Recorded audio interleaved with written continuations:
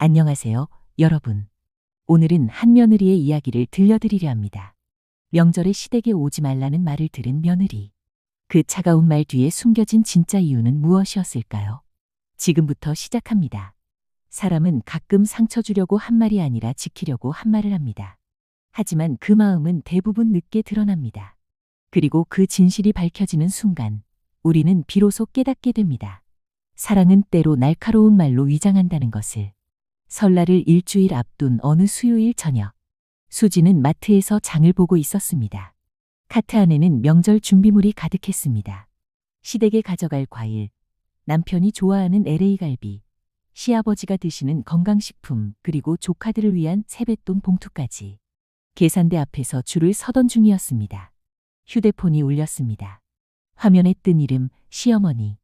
수지는 잠시 망설였습니다. 시어머니가 먼저 전화를 거는 일은 1년에 손에 꼽을 정도로 드물었기 때문입니다. 무슨 일일까? 혹시 명절 준비 도와달라는 건가? 아니면 뭘 사오라는 건가? 수지는 카트를 밀면서 전화를 받았습니다. 여보세요, 어머니. 목소리는 일부러 밝게 만들었습니다. 결혼 8년 차. 이제는 자연스럽게 나오는 기술이었습니다.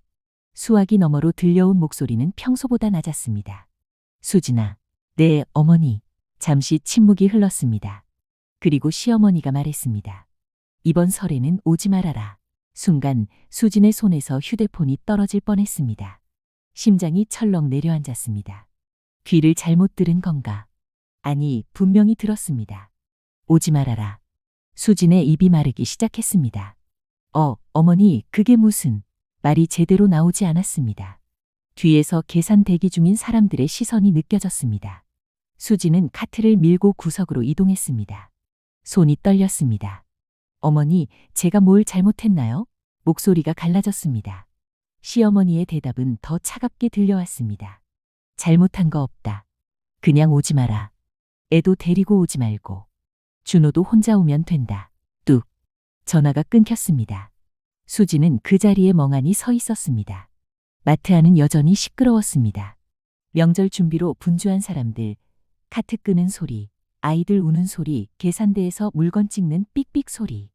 하지만 수진의 귀에는 아무것도 들리지 않았습니다. 그저 방금 들은 그 말만이 머릿속에서 맴돌았습니다. 오지 말아라. 왜? 무슨 일이 있었던 거지? 지난 추석 때는 괜찮았는데. 아니, 괜찮았나? 수지는 기억을 더듬었습니다. 추석 때 혹시 실수한 게 있었나? 설거지를 덜 했나? 음식간이 안 맞았나? 아니면 시누이가 뭔가 말을 했나? 머릿속이 복잡해졌습니다. 손에 든 휴대폰 화면은 통화 종료 상태를 가리키고 있었습니다.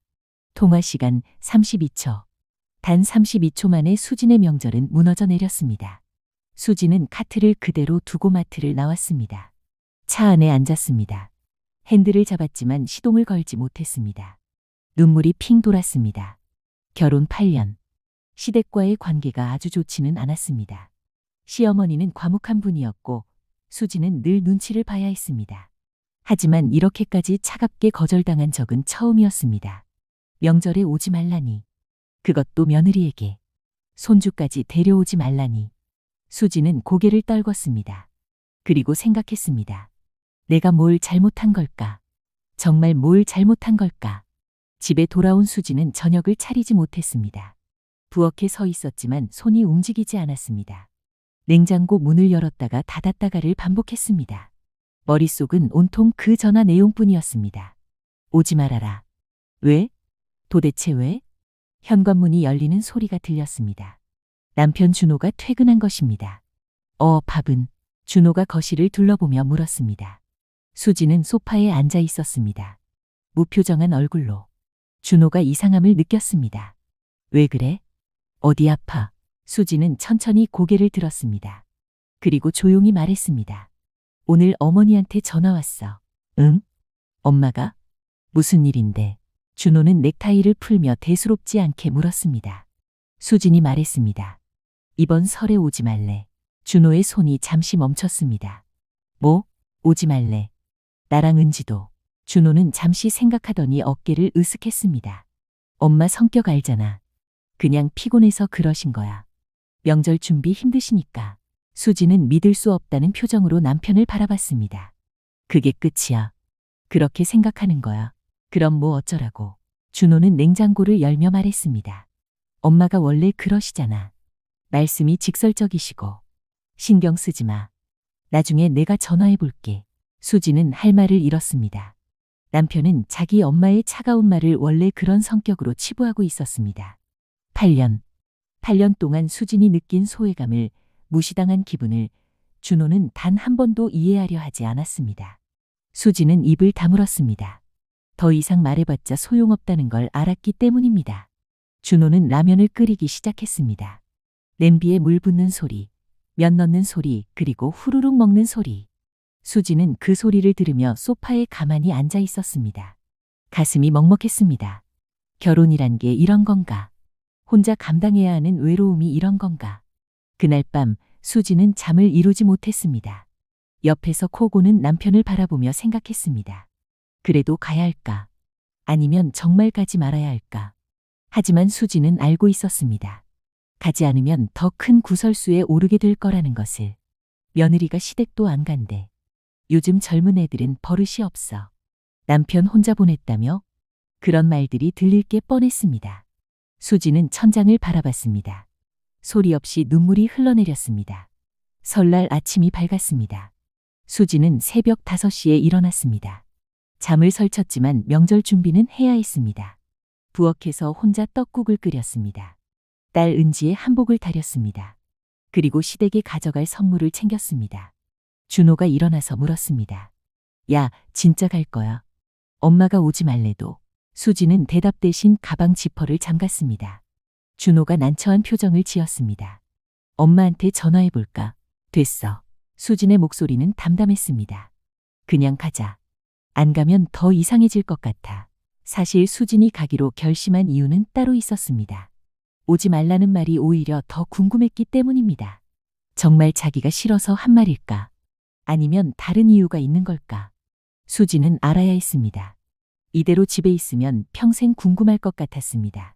차에 짐을 싣고 출발하니 은지가 새 한복을 입고 신이 나 있었습니다. 엄마, 할머니 집 가는 거야. 응, 가자. 세배하면 용돈 받을 수 있어. 그럼. 딸의 밝은 목소리를 들으며 수지는 복잡한 심정이었습니다. 이 아이는 아직 모릅니다. 할머니가 자기를 데려오지 말라고 했다는 걸. 차가 출발했습니다. 고속도로에는 명절 귀성 차량이 가득했습니다. 모두가 가족에게 가는 길. 하지만 수진만은 환영받지 못하는 곳으로 가고 있었습니다. 준호는 운전하면서 말했습니다. 엄마가 뭐라고 하면 그냥 넘어가. 알았지? 수지는 창밖을 보며 대답했습니다. 알았어. 하지만 속으로는 생각했습니다. 난 더 이상 넘어가지 않을 거야. 2시간 후 시댁 앞에 도착했습니다. 익숙한 빨간 대문, 익숙한 마당. 하지만 오늘따라 모든 게 낯설게 느껴졌습니다. 현관문을 열고 들어갔습니다. 어머니, 왔습니다. 수진이 밝게 인사했습니다. 거실에서 시어머니가 나오셨지만 표정은 무덤덤했습니다. 왔니? 단 2글자. 환영의 기색은 전혀 없었습니다. 수진의 가슴이 철렁했습니다. 역시 전화는 진심이었던 겁니다. 형님 가족은 이미 와 있었습니다. 형수가 부엌에서 나오며 말했습니다. 어머, 수진 씨 왔네. 안 온다며? 순간 공기가 얼어붙었습니다. 수진이 형수를 바라봤습니다. 네? 아, 어머니가 그러셨어. 올해는 안 온다고. 형수의 말투는 가볍게 던지는 것처럼 들렸지만 그 안에 담긴 의미는 무거웠습니다. 시어머니가 다른 사람들에게까지 수진이 안 온다고 말했다는 뜻이었습니다. 수진은 입술을 깨물었습니다. 준호가 어색하게 웃으며 말했습니다. 형수님, 그냥 농담이셨을 거예요. 농담. 어머니가, 형수가 어이없다는 듯 웃었습니다. 시어머니는 아무 말 없이 부엌으로 들어가 버렸고 수지는 그 뒷모습을 바라봤습니다. 등이 평소보다 더 굽어 보였습니다. 뭔가 이상했습니다. 거실 테이블에는 이미 명절 음식이 차려져 있었습니다. 하지만 뭔가 이상했습니다. 평소 시댁의 명절상은 항상 푸짐했습니다. 전, 나물, 갈비찜, 잡채, 식혜까지. 크고 작은 접시가 20개는 넘었습니다. 그런데 오늘은 고작 5개. 전 1접시, 나물 2가지, 갈비 조금, 떡국. 그게 전부였습니다. 수지는 의아했습니다. 시어머니는 명절 음식을 항상 정성껏 준비하시는 분이었습니다. 명절은 제대로 차려야 한다는 게 시어머니의 지론이었습니다. 그런데 왜? 형수도 눈치챘는지 물었습니다. 어머니, 올해는 간소하게 하시네요. 시어머니가 짧게 대답했습니다. 이젠 나이가 들어서 힘들어서 간소하게 했다. 하지만 수지는 알아챘습니다. 그게 전부가 아니라는 걸. 시어머니의 손이 미세하게 떨리고 있었습니다. 그리고 눈가에는 지친 기색이 역력했습니다. 식사가 시작됐습니다. 떡국을 떠먹는데 입맛이 없었습니다. 형님이 갑자기 물었습니다. 어머니, 아버지는 어디 계세요? 시어머니가 국을 뜨는 손을 멈췄습니다. 병원요? 무슨 일이세요? 혈압 검사. 짧고 간단한 대답. 하지만 그 목소리에는 뭔가 숨기는 듯한 느낌이 있었습니다. 수진이 조심스럽게 물었습니다. 어머니, 아버님 괜찮으세요? 시어머니가 수진을 쳐다봤습니다. 그 눈빛은 차갑지도 따뜻하지도 않았습니다. 그저 공허했습니다. 괜찮다. 대화는 거기서 끊겼습니다. 식사 내내 침묵이 흘렀습니다. 젓가락 소리만 달그락거렸습니다. 은지가 조잘거리는 소리도 오늘따라 작게 들렸습니다. 식사를 마치고 수진이 설거지를 하러 부엌에 갔습니다. 싱크대 앞에 서서 접시를 닦는데 형수가 들어왔습니다. 수진 씨. 네, 형수님. 솔직히 말해봐. 어머니랑 뭔 일 있었어? 수진이 고개를 들었습니다. 없는데요? 거짓말. 분위기 이상한 거 다 느꼈어. 형수가 팔짱을 끼고 말했습니다. 어머니가 너 싫어하시나 봐. 그 말이 수진의 가슴을 찔렀습니다. 하지만 수진은 태연한 척했습니다. 그럴 리가요. 그럼 뭐야? 명절에 오지 말래놓고. 형수는 더 파고들었지만 수진은 대답하지 않고 설거지를 계속했습니다. 물소리만 흘렀습니다. 그러자 형수가 한숨을 쉬며 나갔습니다. 뭐 알아서 하겠지. 혼자 남은 수진은 싱크대를 붙잡았습니다. 손에 힘이 들어갔습니다. 눈물이 날 것 같았지만 꾹 참았습니다. 그때였습니다. 거실에서 형님의 목소리가 들렸습니다. 이번에 아버님 병원비 많이 나왔다며? 수진이 손을 멈추고 귀를 기울였습니다. 시어머니의 대답은 들리지 않았습니다. 형님이 계속 말했습니다. 치료 계속 받으셔야 하는 거 아니에요? 돈은 어떻게 하실 거예요? 어머니는 여전히 대답이 없었습니다. 수지는 부엌 문틈으로 거실을 살짝 들여다보니 시어머니는 소파에 앉아 고개를 숙이고 계셨습니다. 그 모습이 너무나 작아 보였습니다. 저녁이 되었는데도 시아버지는 여전히 병원에서 돌아오지 않으셨습니다. 수지는 이상함을 느꼈습니다. 단순 혈압 검사로 이렇게 오래 걸릴 리 없었습니다. 저녁 식사 후 수지는 화장실에 간다는 핑계로 2층으로 올라갔습니다. 복도를 지나가는데 안방 문이 살짝 열려 있었습니다. 수지는 망설였습니다. 들어가도 될까? 하지만 뭔가에 이끌리듯 안방으로 발을 들였습니다. 방 안은 깔끔하게 정리되어 있었습니다. 하지만 서랍장 위에 뭔가 놓여 있었습니다. 서류 봉투. 수지는 가까이 다가갔습니다. 봉투는 반쯤 열려 있었고 안에서 서류가 삐죽 나와 있었습니다. 수지는 숨을 멈추고 그 서류를 꺼내봤습니다. 대출 상환 통지서. 대출 기관 오호저축은행. 채무자 박영희. 시어머니였습니다. 대출 잔액 4,800만 원. 월 상환액 180만 원. 수진의 손이 떨렸습니다. 4,800만 원. 게다가 저축은행 대출. 이건 은행 대출이 안 돼서 어쩔 수 없이 받은 거였습니다. 이자가 얼마나 높을까? 수지는 서류를 더 넘겨봤습니다. 그 밑에는 병원 진료비 영수증이 있었습니다. 환자명 박철수. 시아버지였습니다. 진료 내용 뇌혈관 시술. 총 진료비 3,250만 원. 본인 부담금 1,820만 원. 수지는 숨이 턱 막혔습니다. 뇌혈관 시술. 언제? 왜 아무도 말하지 않았을까? 수지는 더 자세히 영수증을 봤습니다. 날짜 작년 11월 23일. 2달 전이었습니다. 그때 준호는 해외 출장 중이었고 수지는 딸 학교 행사로 바빴습니다. 시댁에서 연락이 없었던 건 일부러 숨긴 거였습니다. 수진의 눈에서 눈물이 흘렀습니다. 왜 말하지 않으셨을까? 우리는 가족인데. 그때 뒤에서 목소리가 들렸습니다. 뭐 하는 거야? 깜짝 놀라 돌아보니 시어머니가 서 계셨습니다. 수지는 당황해서 서류를 내려놓으려 했지만 이미 늦었습니다. 시어머니의 표정이 굳어졌습니다. 그거 왜 봤어? 어머니, 저는 왜 남의 방에 함부로 들어와? 시어머니의 목소리는 떨렸으며 화가 난 것 같으면서도 슬퍼 보였습니다. 수지는 급하게 말했습니다. 죄송해요. 그런데 어머니, 아버님이 왜 이렇게 아프신데 말씀을 안 하셨어요? 시어머니가 눈을 감았습니다. 한참 동안 아무 말도 하지 않았습니다. 그리고 천천히 눈을 뜨며 말했습니다. 알아서 뭐하게. 너희도 빠듯한데 부담 주고 싶지 않았다. 수진의 가슴이 무너졌습니다. 어머니, 그래서 오지 말라고 하신 거예요? 시어머니가 고개를 돌렸습니다. 명절 오면 돈 들잖아. 교통비, 세뱃돈, 선물 다 돈이야. 차라리 오지 마라. 그 말에 수지는 무릎이 꺾일 것 같았습니다. 시어머니는 자식들에게 부담 주기 싫어서 명절에 오지 말라고 한 것이었습니다. 수진이 떨리는 목소리로 물었습니다. 그럼 이 돈은 어떻게 하실 건데요? 월급에서 조금씩 갚지 뭐. 그게 얼마나 걸리는데요? 시어머니가 쓴 웃음을 지었습니다. 그래도 자식들한테 손 벌리는 것보단 낫다. 그 순간 수지는 깨달았습니다. 시어머니에게 자존심이 얼마나 중요한지를, 자식들 앞에서 약한 모습 보이는 게 얼마나 두려운 일인지를. 수진이 안방에서 내려왔을 때 거실 분위기는 더 차가워져 있었습니다. 형님이 시어머니 앞에 앉아 계산기를 두드리고 있었습니다. 어머니, 솔직히 이 돈 어떻게 갚으실 거예요? 월급이 얼마나 된다고? 시어머니는 아무 말 없이 차만 마시고 계셨습니다. 형님이 계속 말했습니다. 아버지 치료도 계속 받아야 하는 거 아니에요? 재활 치료비도 만만치 않을 텐데. 형수가 거들었습니다. 그러니까요. 우리도 형편이 안 좋아서요. 작은 집에서 조금 보태주시면 안 돼요? 순간 수진을 보는 시선들이 느껴졌습니다. 준호가 당황해서 말했습니다. 형님, 우리도 사정이. 사정? 수진 씨 적금 있잖아. 형수가 끼어들었습니다. 수진이 놀라서 물었습니다. 어떻게 그걸? 지난번에 어머니한테 들었어요. 며느리가 적금 잘 든다고 자랑하시더라고요. 수진은 시어머니를 바라봤습니다. 시어머니는 고개를 돌렸습니다.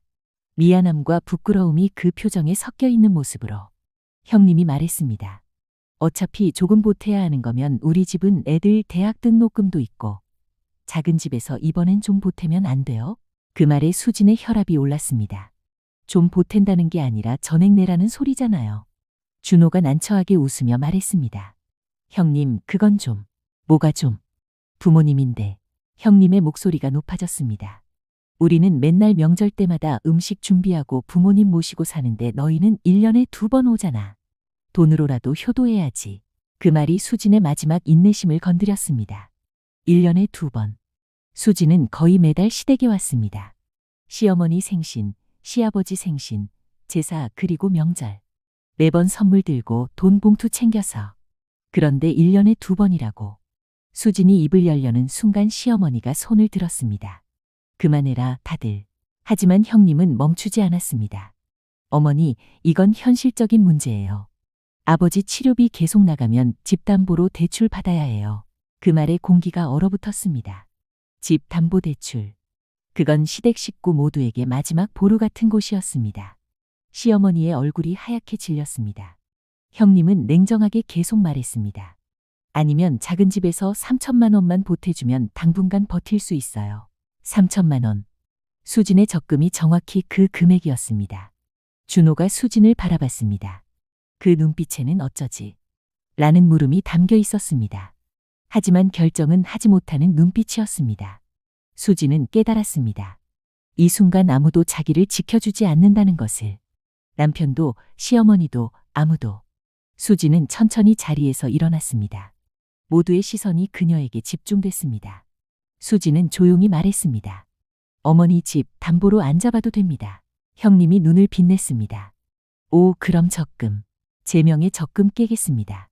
공기가 멎었습니다. 준호가 벌떡 일어났습니다. 야, 그건 우리 노후 자금이잖아. 수진이 남편을 바라봤습니다. 그 눈빛은 평소와 달랐습니다. 더 이상 눈치 보는 며느리가 아니었습니다. 노후는 나중이고요.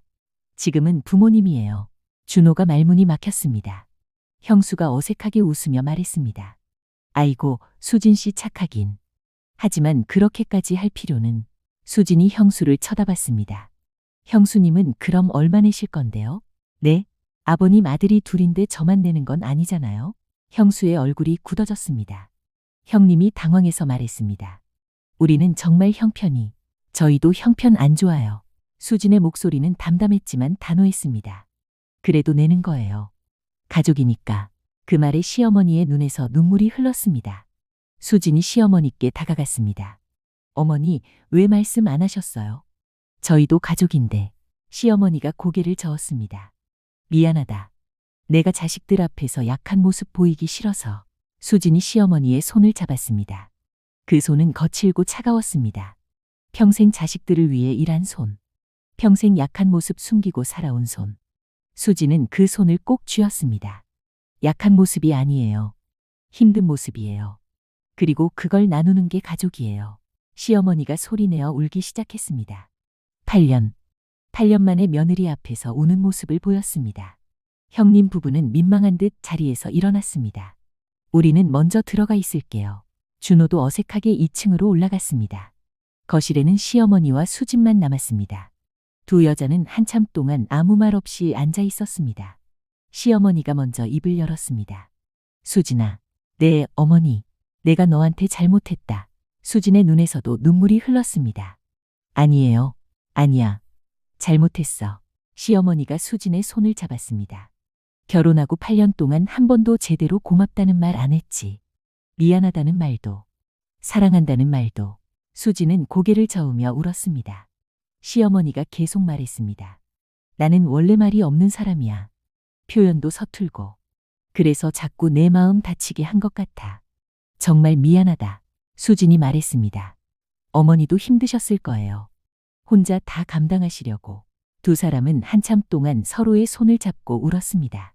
그날 밤 수진은 처음으로 시댁에서 편안하게 잠들었습니다. 다음 날 아침, 수진은 일찍 일어나 아침 준비를 했습니다. 부엌에서 국을 끓이는데 시어머니가 들어오셨습니다. 어머니, 안녕히 주무셨어요. 응. 수진아, 잠깐 나 좀 따라와라. 시어머니는 수진을 안방으로 데려갔습니다. 그리고 옷장 깊숙한 곳에서 작은 봉투를 꺼냈습니다. 이게 뭐예요? 열어봐. 수진이 봉투를 열었습니다. 안에는 통장 하나가 들어 있었습니다. 오후은행 적금 통장. 예금주 박영희. 수익자 이은지. 수진의 딸이었습니다. 수진은 통장을 펼쳤습니다. 매달 30만 원씩 적립. 시작 날짜 8년 전. 수진이 결혼한 그 해부터였습니다. 수진의 손이 떨렸습니다. 어머니, 이게. 시어머니가 조용히 말했습니다. 내가 결혼하고부터 매달 넣었다. 왜요? 그냥. 시어머니가 창밖을 바라봤습니다. 내가 가끔 힘들어 보이더라. 시댁살이가 쉽지 않잖아. 준호도 말이 없는 아이고. 그래서 생각했어. 혹시라도 내가 정말 못 버티겠으면 이 돈으로 도망갈 수 있게. 수진의 눈에서 눈물이 쏟아졌습니다. 시어머니가 계속 말했습니다. 나도 며느리였거든. 시집살이가 얼마나 힘든지 알아. 그래서 너한테만큼은 도망갈 구멍이라도 만들어주고 싶었어. 수진은 통장을 꼭 쥐고 울었습니다. 8년 동안 시어머니는 수진을 지켜보고 있었습니다. 차가운 말 뒤에 이런 따뜻한 마음이 숨어 있었습니다. 어머니, 그동안 표현을 못해서 미안하다. 시어머니가 수진의 머리를 쓰다듬었습니다. 너는 좋은 며느리야. 아니, 좋은 딸이야. 수진은 시어머니 품에 안겼습니다. 두 여자는 오랫동안 서로를 안고 울었습니다. 그 순간 모든 오해가 풀렸습니다. 모든 서운함이 사라졌습니다. 그리고 진짜 가족이 됐습니다. 그날 오후, 수진과 준호는 은행에 갔습니다. 적금 3천만 원을 해지하러. 창구 직원이 서류를 내밀었습니다. 해지 사유가 어떻게 되세요? 수진이 대답했습니다. 부모님 병원비요. 준호가 수진을 바라봤습니다. 차에서부터 계속 말이 없었습니다. 서류에 도장을 찍는 수진의 손이 미세하게 떨렸습니다. 이 돈은 수진이 10년 동안 모은 돈이었습니다. 결혼 전 2년, 결혼 후 8년. 한 푼, 두 푼 모은 돈. 언젠가 딸 대학 등록금으로 쓰려던 돈. 노후를 위해 아껴둔 돈. 하지만 수진은 후회하지 않았습니다. 도장을 꾹 눌렀습니다. 직원이 수표를 세기 시작했습니다. 100만 원권 30장. 수진은 그 돈을 받아 가방에 넣었습니다. 은행을 나서는데 준호가 말했습니다. 미안해. 수진이 멈춰 섰습니다. 왜? 내가 아무것도 결정 못해서. 준호의 목소리가 떨렸습니다. 형이랑 엄마 사이에서 너한테만 짐 지운 것 같아. 수진이 남편을 바라봤습니다. 당신 잘못 아니에요. 아니야. 내 잘못이야. 준호가 고개를 숙였습니다. 난 항상 결정을 피했어. 엄마가 뭐라 해도 원래 그러신 분이라 하고 형이 뭐라 해도 그냥 넘어가자고 하고.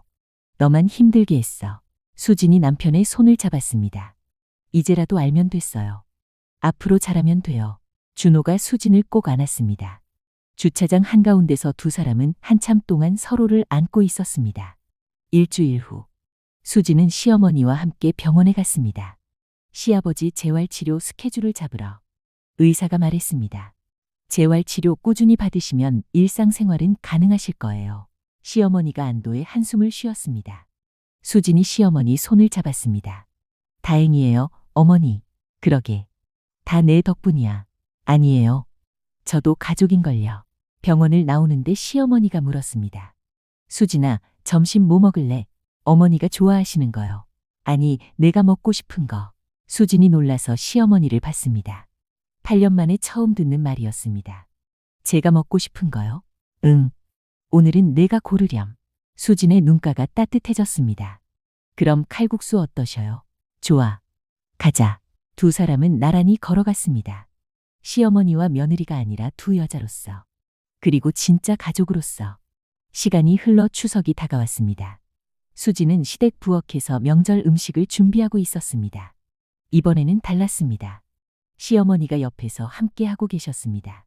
수진아, 전 이렇게 붙여야 예쁘게 나와. 네, 어머니. 이렇게요? 그래, 잘한다. 형수도 부엌에 있었지만 예전처럼 지시하지 않았습니다. 오히려 수진에게 물어봤습니다. 수진 씨, 이거 간 어때요? 조금 더 넣는 게 좋을 것 같아요. 그래요? 그럼 넣을게요. 분위기가 완전히 바뀌었습니다. 거실에서는 시아버지가 재활치료를 받고 많이 회복된 모습으로 앉아 계셨습니다. 은지야, 할아버지한테 와봐. 네, 할아버지. 은지가 달려가 할아버지 무릎에 앉았습니다. 시아버지가 손주를 안으며 웃었습니다. 그 모습을 보며 시어머니가 수진에게 말했습니다. 다 내 덕분이야. 아니에요, 어머니. 아니야. 내가 아니었으면 우리 집안 다 무너졌을 거야. 수진이 고개를 저었습니다. 저도 가족이니까요. 시어머니가 수진의 등을 토닥였습니다. 그래. 우리 딸. 음식 준비가 끝나고 상을 차리기 시작했습니다. 이번에는 음식이 가득했습니다. 전, 나물, 갈비찜, 잡채, 식혜까지. 시어머니가 수진을 불렀습니다. 수진아. 네, 어머니. 제일 좋은 자리에 앉아라. 수진이 놀랐습니다. 어머니, 그건 너 자리야. 앉아. 형수가 조용히 고개를 끄덕였습니다. 형님도 아무 말 하지 않았습니다. 준호가 뿌듯한 표정으로 수진을 봤습니다. 수진은 천천히 상석에 앉았습니다. 시어머니가 말했습니다. 우리 집 큰며느리. 오늘 내가 명절상 받아라.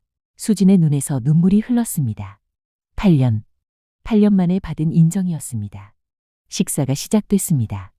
이번에는 웃음소리가 가득했습니다. 농담도 오갔습니다. 은지가 조잘거렸습니다. 할머니, 이거 정말 맛있어요. 그래? 내 엄마가 만든 거야.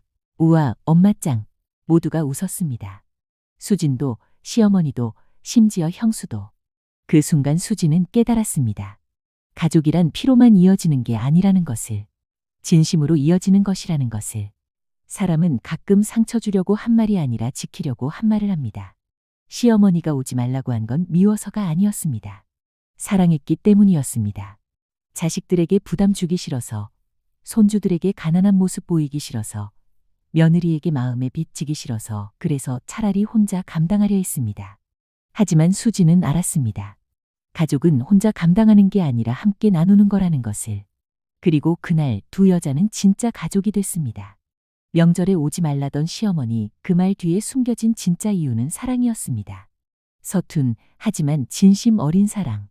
오늘도 어디선가 누군가는 혼자 감당하려 하고 있습니다. 가족에게 부담 주기 싫어서. 하지만 기억하세요. 진짜 가족은 함께 짊어질 때 완성됩니다. 명절에도, 명절이 아니어도 당신은 혼자가 아닙니다. 여기까지 오늘의 이야기였습니다. 이 이야기가 마음에 와닿으셨다면 구독과 좋아요 부탁드립니다. 당신의 가족 이야기도 언젠가 아름답게 풀리기를 바랍니다. 감사합니다.